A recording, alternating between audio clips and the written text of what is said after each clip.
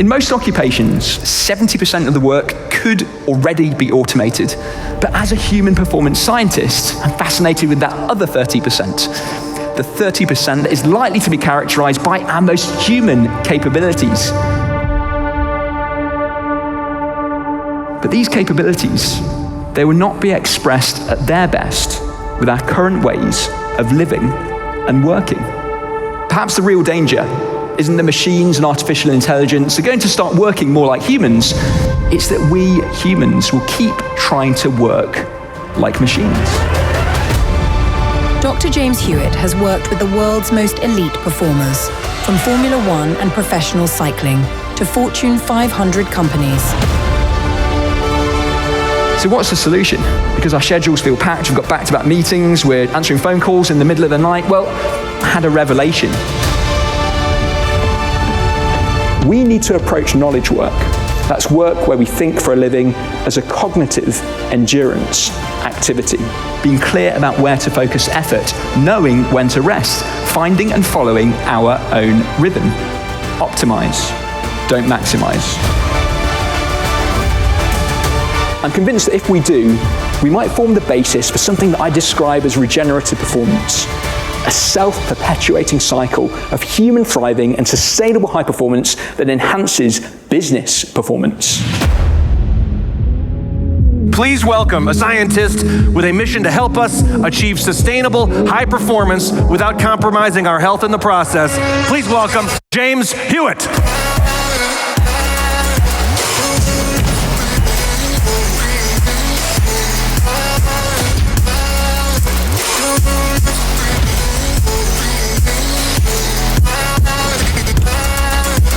We need a framework to plan for cognitive endurance. And inspired by that simple structure to plan for physical endurance in endurance sport, I came up with a plan for cognitive endurance that I call cognitive gears.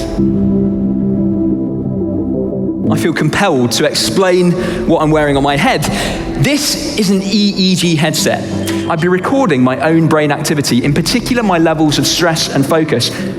Take a look at that yellow line. Continuous rhythms in focus. Now, perhaps you don't wear one of these EEG headsets routinely, but are you aware of your rhythms? But whether we consider those rhythms or not, cognitive performance actually varies by about 20% during the average day.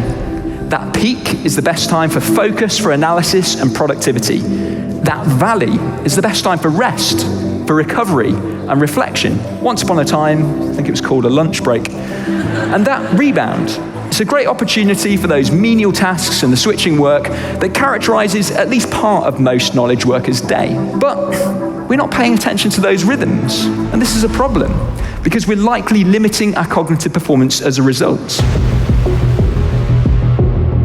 It sounds so simple, but when you find that peak period in your day, maybe just once or twice a week, block an hour, block 2 hours, divide it into 25-minute blocks of focus with 5 minutes of recovery, repeat, and you will be amazed at how much you can get done. The next step, though, is we've somehow got to free up some time for this high gear work. And this leads me to talk about the cognitive middle gear. How can we reduce the inefficiency that compromises so much of our productivity? We'll begin by putting some boundaries around those switching tasks. Synchronize those menial tasks with the rebound in your day. And don't be among the 79% of people who start their day by checking their email, because starting the day with email is starting on someone else's schedule.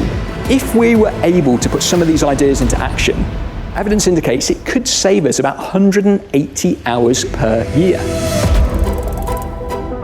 You know, it's not just email that's causing us problems. How can we learn to recover proactively? I've got a question for you. When was the last time that you scheduled time to switch off? We'll begin by scheduling rest and reflection for the valley in your day. Remember, the most effective breaks are active, social, and natural. In the average organization, 22% of people exhibit burnout symptoms. That drops to just 2% when people adopt proactive recovery strategies. What's more, performance is boosted by 26%. Now, sometimes our most important work doesn't look like work at all.